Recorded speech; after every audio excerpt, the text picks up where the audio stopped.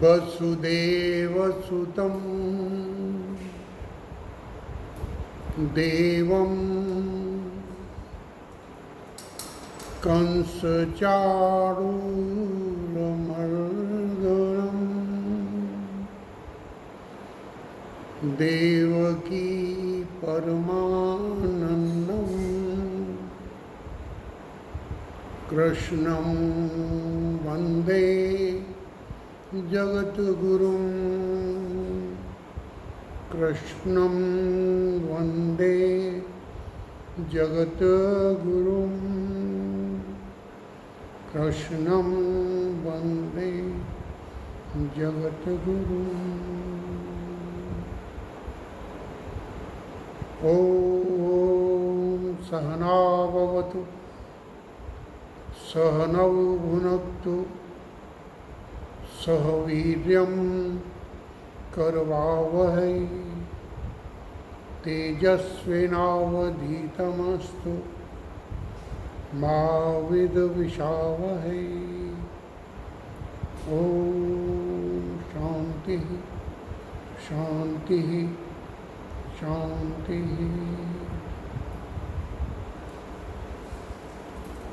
श्रीमद् भगवद गीता अध्याय 2 श्लोक 14। मात्रा स्पर्शास्तु कौन्तेय शीतोष्ण सुख दुःखदा आगामापायनो अनित्यां तां तितिक्षस्व भारत। हे कुंती नंदन, इंद्रियों के विषय जड़ पदार्थ हैं, तो शीत अर्थात तेरी अनुकूलता और उष्ण अर्थात मन की प्रतिकूलता के द्वारा सुख और दुख देने वाले हैं। अपने आगे आने जाने वाले और अनित्य हैं। हे भरतवंशोद्भव अर्जुन, उनको तुम सहन करो। सर्दी, गर्मी, बरसात, ये मौसम आते जाते हैं। किन्हीं को कोई मौसम अच्छा लगता है, किन्हीं को कोई मौसम अच्छा लगता है। तो भगवान कह रहे हैं कि भरतवंश में उत्पन्न हुए, पैदा हुए अर्जुन, ये सब आने जाने वाले हैं। ये आएंगे और जाएंगे। इंद्रियों का विषयों से संयोग और वियोग होता रहेगा। इनके द्वारा जो जो अनुभूति मन में होगी, वह मन के अनुकूल होने पर उससे सुख की अनुभूति होगी और प्रतिकूल होने पर दुख की अनुभूति होगी। यह नियम है। एक ही विषय से, एक ही पदार्थ से भिन्न भिन्न अंतःकरणों पर भिन्न भिन्न प्रभाव पड़ता है। लेकिन जो भी प्रभाव पड़ता हो, चाहे अनुकूल प्रभाव पड़े चाहे प्रतिकूल प्रभाव पड़े, यह अनित्य है, टिकेगा नहीं, आने जाने वाला है। तो जो आने जाने वाला है उसके प्रति एक उपेक्षा का भाव, तितिक्षा, तितिक्षा कहते हैं सहन करने। तो भगवान कह रहे हैं कि हे अर्जुन, ये सब आने जाने वाले हैं, और ये आने जाने वाले हैं तो उनको रुकाने की कोशिश मत करो, इनको सहन करो। जो अच्छे आए हैं वो भी ठीक है, जो प्रतिकूल हैं वो भी ठीक है, टिकेंगे नहीं। तो जब ये टिकेंगे नहीं तो इनके प्रति किसी तरह का रिएक्शन करके सुख दुख होगा, आपके मन के अनुकूल प्रतिकूल विषय होंगे, लेकिन उस अनुकूलता और प्रतिकूलता को टेम्परेरी जानकर जिससे भी आपका संयोग होगा उससे वियोग होगा, ऐसा जानकर, ऐसा निश्चय करके इनसे प्रभावित मत हो, इनको सहन करो।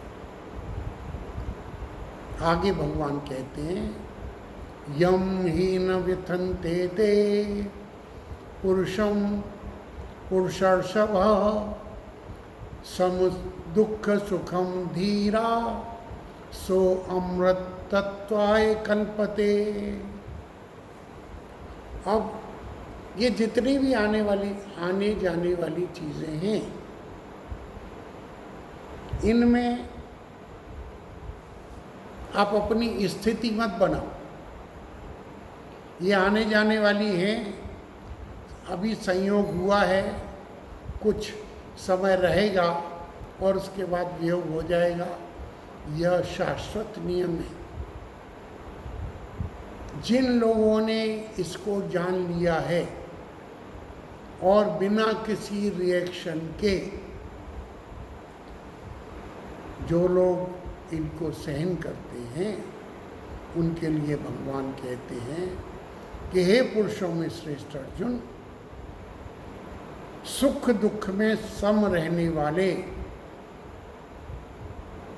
सुख आए दुख आए, समता है चित्त में, सुख दुख में सम रहने वाले बुद्धिमान मनुष्य को ये मात्रा स्पर्श आदि अर्थात इंद्रिय विषय संयोग पदार्थ से जो कुछ भी प्रभाव होता है वो विचलित नहीं करता, वो अपने आप में स्थिर रहते हैं। और जिनको ये क्षमता प्राप्त हो गई है, जो इस बात को जान गए हैं, इसमें स्थित हो गए हैं कि जैसे सर्दी गर्मी बरसात आते हैं जाते हैं, तमोगुण रजोगुण सतोगुण आता है जाता है, अनुकूल प्रतिकूल की परिस्थितियाँ आती हैं जाती हैं, सुख आता है जाता है, टिकता नहीं है। जिन्होंने इसको जान लिया है और वो इनके आने जाने से प्रभावित नहीं होता, हे अर्जुन, वह अमर होने के समर्थ हो जाता है। देखिए कितना सुगम उपाय है। अमर कब हो जाएंगे आप? जबकि इस प्रकृति के गुणों के प्रति तटस्थ हो जाएंगे। You will not react. जब आपका रिएक्शन बंद हो जाएगा, इनके प्रति प्रतिक्रिया बंद हो जाएगी। ये तो प्रकृति की क्रिया है। क्रिया को क्रिया जानो और प्रतिक्रिया मत करो। Don't react to it, don't oppose it, just tolerate it, because nobody is ever able to remove them. आप सर्दी गर्मी बरसात के मौसम आते जाते हैं, सर्दी आएगी गर्मी आएगी बरसात आएगी, आप इसमें क्या कर सकते हैं? आपके हम सब के करने के ये ऊपर है, हम कुछ नहीं कर सकते। जब कर नहीं सकते तो इसके प्रति रिएक्ट भी क्यों करें? रिएक्ट करना ही अज्ञान है, यही हमारे दुख का कारण है। अगर हम पहले से ही तैयार हैं, जैसे मौसमों के लिए तैयार हो जाते हैं,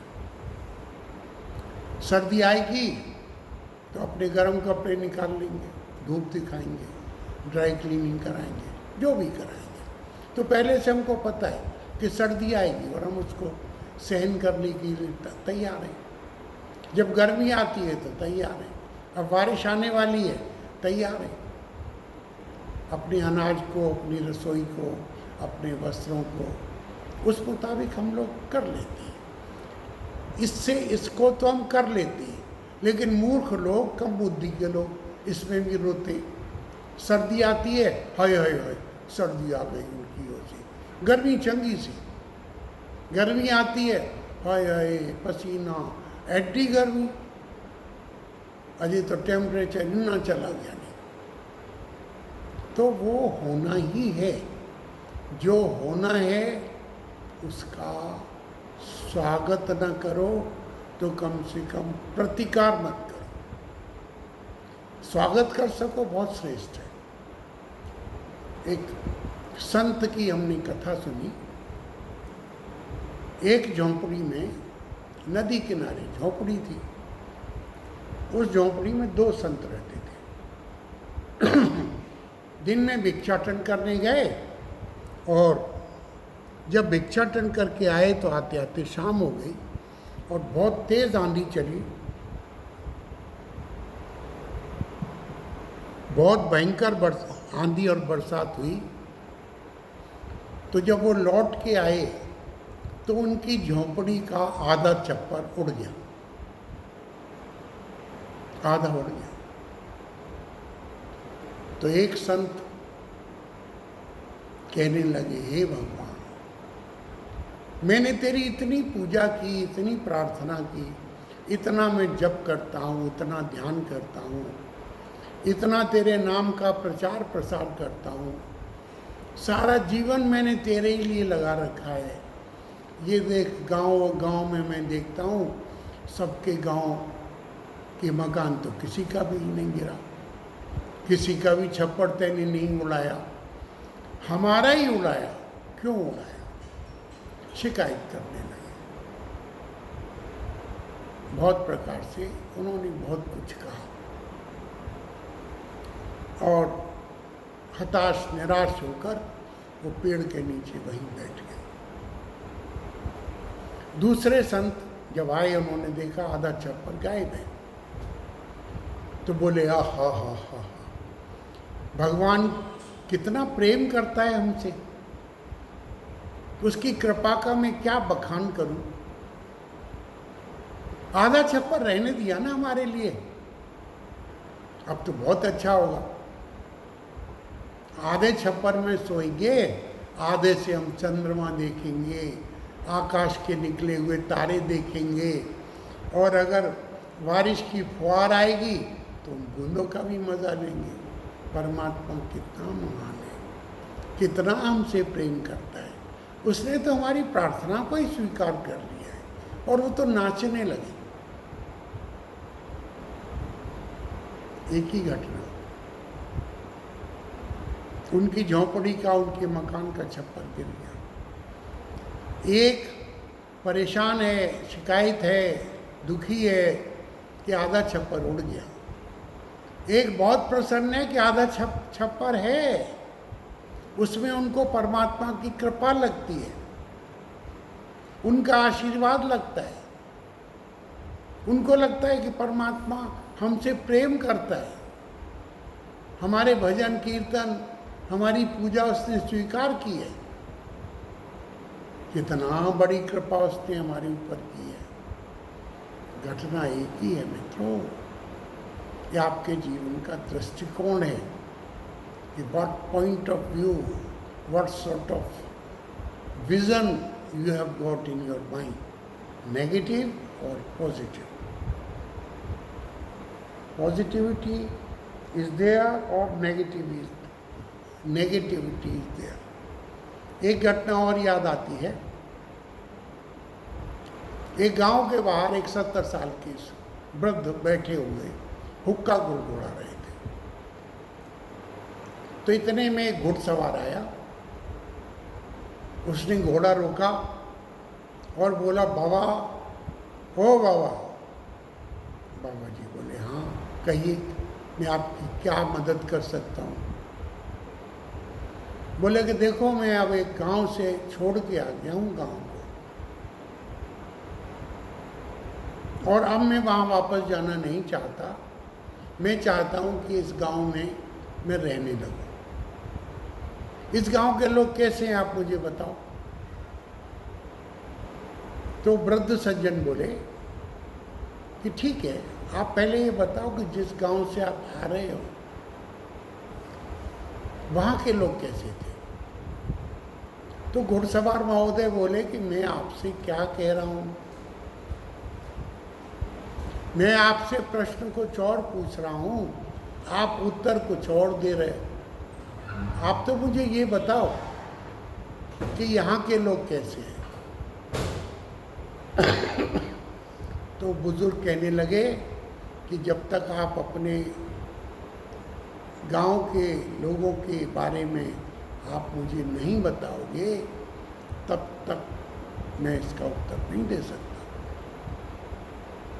तो अंत में घुड़सवार बोला कि वहाँ के इतने लोग गंदे हैं, धूर्त हैं, झगड़ालू हैं, इतना राग द्वेष है उस गांव में कि मैं टिक ही नहीं पाया। बात बात पे झगड़ा, बात बात पे टोक टाक, ये सब लोग दूसरों के फटे में ही अपनी टांग अड़ाते रहते हैं उस गांव के लोग, इसलिए मैं छोड़ के आ गया। वृद्ध बोले, भाई इस गांव के लोग तो उससे और बहुत ज़्यादा आगे हैं, यहाँ गांव के लोग बहुत बुरे हैं। अच्छा किया कि तुमने मुझसे पूछ लिया, आप और कोई गांव देख लो, नहीं तो आपको समस्या आ जाती। घुड़सवार ने घोड़े की लगाम कसी और टाप टाप करता हुआ चला गया। थोड़े समय के बाद एक परिवार बैलगाड़ी में बैठकर आया, पूरा परिवार था। तो गाड़ीवान ने उनको राम राम की और बोले, बाबा हम इस गांव में बसना चाहते हैं, अगर आपकी आज्ञा हो तो बस जाएं। तो फिर बाबा ने पूछा कि आप कहाँ से आए? बोला बगल के ही पिछले गांव से आए हैं, और अब क्या बताएं आपको, यहाँ बसना चाहते हैं। तो बोले वहाँ के लोग कैसे थे? जिस गांव को आप छोड़ के आ रहे हो वहाँ के लोग कैसे थे? गाड़ीवान की आंखों से आंसू टप टप करके गिरने लगे। बोला, बाबा ऐसे लोग तो धरती पर बहुत मुश्किल से मिलेंगे, बड़े दया करने वाले, बड़ी मदद करने वाले, कृपा करने वाले, दूसरों के दुख में दुख को बांटने वाले, दयालु प्रकृति के सेवा भावी लोग थे। मुझे बड़ा दुख है कि मुझे वो गांव छोड़ना पड़ा। अब मैं इस गांव में रह लूँ अगर आप कहें तो। बाबा ने कहा, बेटा आ जाओ, रहो, ठाट से रहो, यहाँ के लोग उस गांव से और बहुत अच्छे हैं। और उस गाड़ीवान को उन्होंने ले गए, रहने सहने की जगह दे दी, बस आने में मदद की। परमात्मा करीब करीब इस बाबा जैसे ही है। अगर हमारी दृष्टि में नेगेटिविटी है, दोष दृष्टि ही है, तो ये सारे का सारा संसार हमको शिकायतों से भरा हुआ ही मिलेगा। हम न स्वयं प्रसन्न रह पाएंगे, न किसी को प्रसन्न कर पाएंगे। हमारी दृष्टि ही हमारा उद्धार करती है। अगर दृष्टि पॉजिटिव हो जाए, और एक और ऊपर है, चॉइस लेस हो जाए। हमारी कोई चॉइस नहीं है, जाहे विधि राखे राम ताही विधि रखे रही है, सब कुछ तो उसके हाथ में है। परमात्मा दादू कहते हैं, सबे तुम्हारे हाथ है, भाज्य कत जाए। हे परमपिता, हे ईश्वर, हे मालिक, हे ठाकुर, सभी कुछ तो आपके ही हाथ में है, आप ही उसके स्वामी हैं। हम कहाँ जाएं आपसे अलग होकर, भागकर कहाँ जाएं? जहाँ भी जाएंगे संसार आपका ही है, आप ही तो संसार है। और जो दे रहे हैं, दुख दे रहे हैं, सुख दे रहे हैं, अनुकूलता प्रतिकूलता, वो तो नियम के अनुसार है। प्रकृति के अपने नियम हैं, प्रकृति उन नियमों से चलती है। किसी के चाहने से प्रकृति के नियम नहीं बदलते, अकाट्य हैं, अटल हैं, बदले नहीं जाएंगे। जो इसको समझ लेता है और जो इनसे राजी हो जाते हैं, वो मृत्यु से पार होने के योग्य हो जाते हैं। वो अमरत्व को प्राप्त करने की योग्यता प्राप्त कर लेते हैं। आगे भगवान कहते हैं, मैंने आपको समझाया कि असत क्या है। असत माने जो लगता है, फिर रिपीट करते हैं क्योंकि बहुत ये बिंदु बहुत सूक्ष्म है और इनको समझे बिना आगे की बात सोचना समझना बहुत मुश्किल है। असत माने जो हमको सत्य लगता है कि है ऐसा, लेकिन नहीं है। जैसे बहुत उदाहरण आपको कल मैंने दिए, और भी अनेक हैं, लेकिन उसी को रिपीट करने से आपकी बुद्धि उसको जल्दी पकड़ लेगी। मृगतृष्णा का जल, सीप में चांदी, दूर आकाश और पृथ्वी का मिलन, रेल की पटरियां आगे जाके लगता है मिल गई हैं, कहीं नहीं मिली, कहीं नहीं मिला आकाश और पाताल, आकाश और धरती, कहीं नहीं मिली। बस दौड़ते जाओ और धीरे धीरे जैसे मरुस्थल में हरिण अपनी जान दे देता है, मर जाता है प्यास से तड़प के, ऐसे ही जीव इस जगत में असत के पीछे दौड़ कर, अर्थात जो है नहीं लग रहा है, उसके पीछे दौड़ कर अतृप्त होकर अपने प्राणों को त्यागता है। वो प्राण त्यागता भी नहीं है, उसके प्राण जबरदस्ती शरीर से खींच लिए जाते हैं, क्योंकि प्राण तो जितने दिन के लिए हैं उतने ही दिन के लिए हैं। आप छोड़ना चाहें तो राजी से छोड़ना चाहें, गैर राजी छोड़ना चाहें, वो शरीर का त्याग करना ही होता है। वो शरीर जितने समय के लिए मिला है उतने समय के लिए मिला है।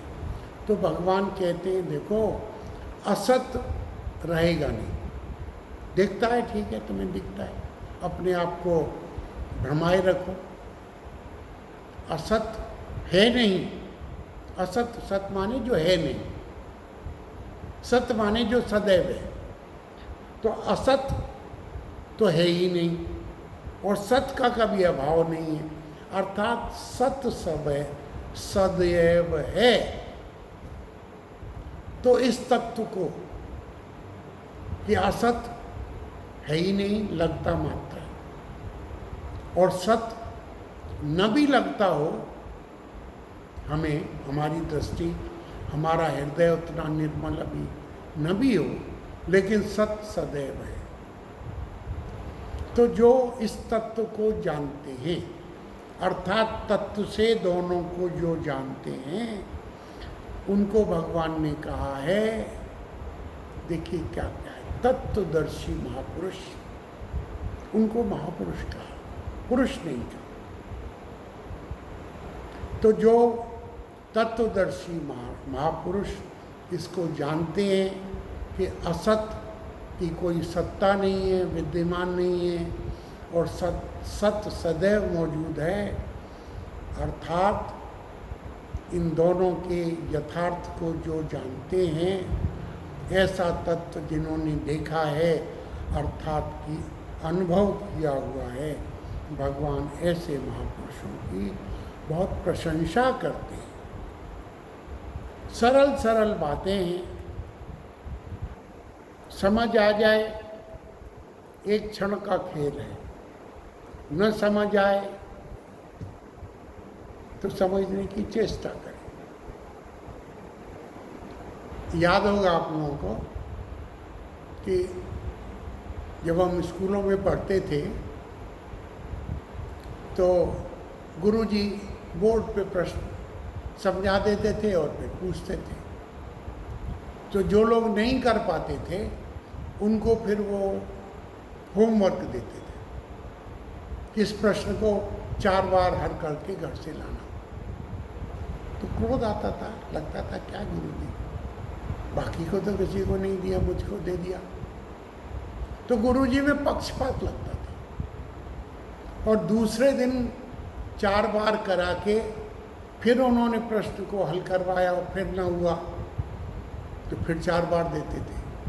और तब तक देते थे कि जब तक उनके सामने वो प्रश्न हल न हो जाए। तो परमात्मा भी जब तक हमको अक्ल ना आ जाए या हमारे हृदय में दृढ़ता ना आ जाए कि सत्य क्या है और असत क्या है, असत का साथ नहीं करना, सत्य से कभी हम दूर हो ही नहीं सकते, ये समझ आ जाए तो फिर हम तत्वज्ञ हो जाएंगे। और तत्वज्ञ होने का अर्थ है कि हम अमर होने के योग्य हो जाएंगे। भ्रामक है ये वाक्य मैं जो कह रहा हूँ ये भ्रामक है। आप मर सकते ही नहीं, लेकिन चूंकि आप अपने आप को मरणशील मानते हैं इसलिए ये बात कही जाती है कि आप नहीं मरेंगे। आगे 17वें श्लोक में भगवान कहते हैं अविनाशी तु तद विद्धि येन सर्वम इदम ततम विनाशम अव्यस्यास्य न कश्चित कर्तुम हति। हे अर्जुन, तू अविनाशी तो उसको जान जिससे यह सारा जगत, संपूर्ण जगत व्याप्त है। ये सारी का सारा जगत सब ईश्वर से ही व्याप्त है। और व्याप्त और व्यापक भाव भी मिथ्या है। हमारी बुद्धि को सुगम बनाने के लिए शब्द प्रयोग किया गया है, अन्यथा सारे का सारा जगत ईश्वर ही है, परमात्मा ही है। परमात्मा के 2 रूप हैं, साकार और निराकार। यह जो हमको सामने दिख रहा है, जिसमें अभी हम अपने आप को पाते हैं, ये परमात्मा का साकार रूप है। जब प्रलय हो जाती है तो फिर ये साकार जो है निराकार में समा जाता है। खैर, तो भगवान कहते हैं कि अविनाशी तो तू उसको जान अर्जुन जिससे ये सारा संसार व्याप्त है। इस अविनाशी का विनाश करने में कोई भी सक्षम नहीं है। परमात्मा का विनाश कौन करे? संसार को कौन मिटा सकता है? संसार, यह जो जगत है, सारे का सारा जगत परमात्मा ही है। ईशावास्यमिदं सर्वं यत् किंचित जगत्याम जगत। ये पूरा का पूरा अणु से लेकर ब्रह्मांड तक, कण से लेकर गैलेक्सियों तक, पूरा सब का सब परमात्मा का साकार रूप है। इसको नष्ट करने में कोई भी सफल नहीं हो सकता, कर ही नहीं सकता, असंभव है। तो उसको तो तू अविनाशी जान। किसको जान? जिससे ये सारा जगत व्याप्त है। और इस अविनाशी, अविनाशी माने जो जिसका विनाश न हो सके। एक विनाशी, एक अविनाशी, जिसको नष्ट किया जा सके, नाम रूप बदला जा सके, उसको विनाशी कहते हैं। और जो यथावत है, तीनों काल में सम है, उसको हम अविनाशी कहते हैं। तो भगवान कहते हैं कि इस अविनाशी का विनाश करने में कोई भी सक्षम नहीं है। और फिर क्यों कह रहे हैं? वो फिर कहेंगे कि तू अविनाशी है, ये जगत ही अविनाशी नहीं है। बड़ी गहरी गहरी बातें आगे आएंगी। तू भी अविनाशी है भैया, बहना, तू भी अविनाशी है, तेरा कोई विनाश नहीं कर सकता। आत्मा रूप से आप सदैव थे, हैं और रहेंगे। प्रकृति के वैभव से जो ये शरीर मिला है, ये तो प्रकृति से चलता है, इसके ऊपर प्रकृति के नियम काम करते हैं, ये विनाशी है। प्रकृति में नाम रूप का परिवर्तन होता है।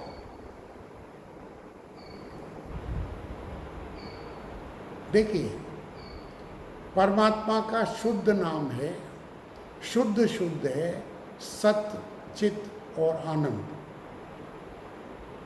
ये निराकार ब्रह्म की परिभाषा है, उसके विशेषण है। और फिर साकार जगत वो है सत्य, चित्त, आनंद, नाम और रूप, नाम रूप। तो प्रकृति नाम और रूप मात्र है, अधिष्ठान सच्चिदानंद है, लेकिन ये नाम रूप मात्र है और परिवर्तनशील है। तो इसका नाश हो ही नहीं जा सकता, तो इसके लिए क्यों परेशान होना, क्यों दुखी होना। अब अभी कहते हैं अंतवंते में देहा।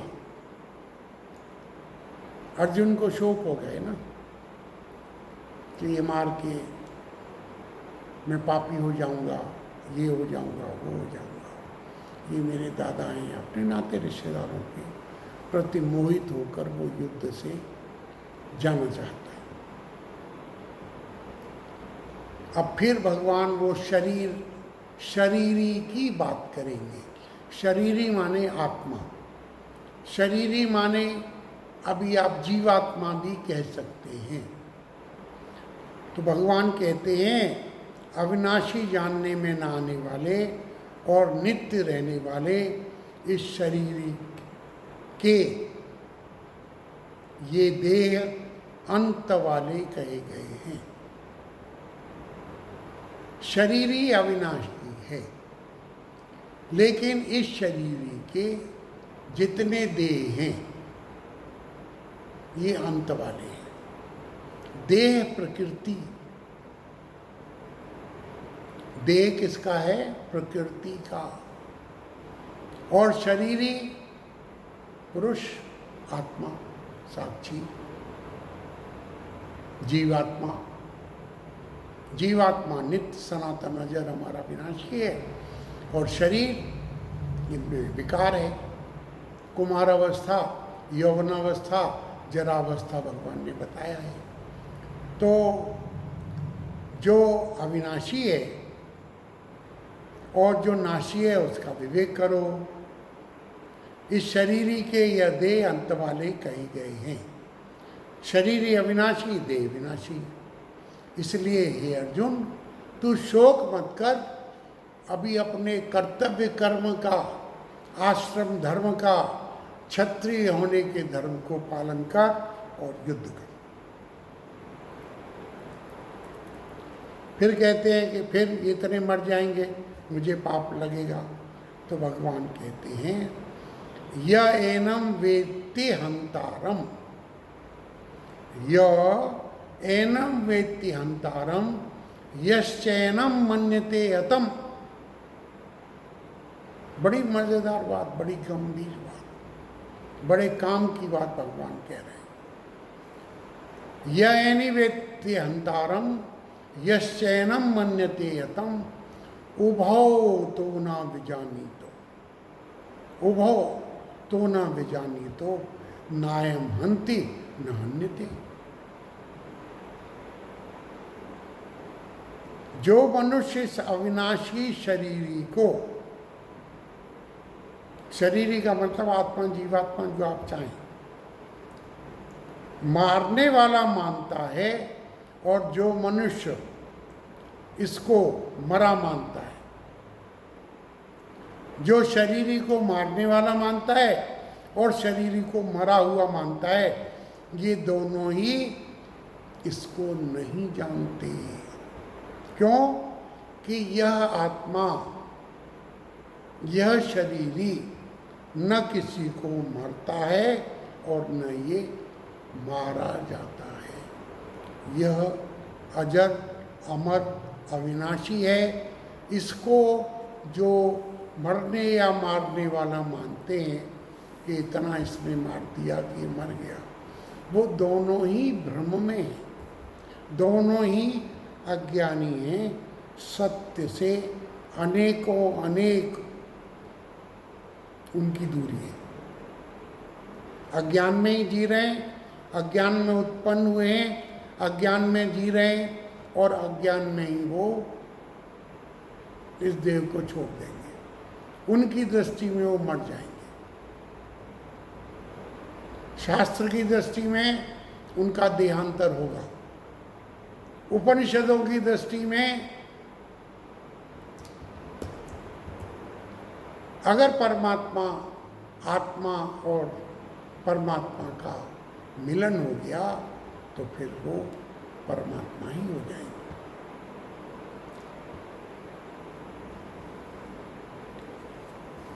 न जायते मृते वा कदाचिन नायं भूत्वा भवता वा न भूयः।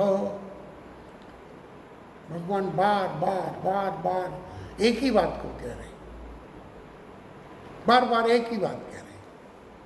न जायते म्रियते वा कदाचिन नायं भूत्वा भविता वा न भूयः। अजो नित्यः शाश्वतो अयं पुराणो न हन्यते हन्यमाने शरीरे। कह रहे हैं यह शरीरी न कभी भी जन्मता है। शरीर में रह रहा है, आया है, लेकिन जन्म नहीं है। आत्मा का जन्म नहीं होता। यह शरीरी न कभी जन्मता है और न कभी मरता है। ये उत्पन्न ही नहीं होता, ये पैदा नहीं होता, इसका जन्म नहीं होता, तथा यह उत्पन्न होकर फिर होने वाला नहीं है। यह जन्म रहित है, नित्य निरंतर। नित्य माने ऑलवेज, निरंतर, सनातन, कंटिन्यूअसली, नित्य निरंतर रहने वाला। ऐसा है कि एक क्षण के लिए भी ये कहीं आता जाता नहीं है, शाश्वत है और अनादि है। शाश्वत माने जो सदैव, एटर्नल, प्रेजेंट एवरी मोमेंट, जिसमें भूत, वर्तमान और भविष्य की कल्पना की गई है, उसमें भूत भविष्य वर्तमान नहीं है, अनादि है, शाश्वत है। सनातन जो कहते हैं ना हम लोग, सनातन धर्मी है। सनातन माने शाश्वत, शाश्वत माने सनातन, अनादि है, इसका कोई आदि नहीं है। कब पैदा हुआ था, कब से प्रारंभ हुआ, आत्मा कब से आया, जीवात्मा कब से आया, कोई इसका, ये तो है ही। ये सब हमारी प्रतीतियां हैं, हमारे अज्ञान है। कल भी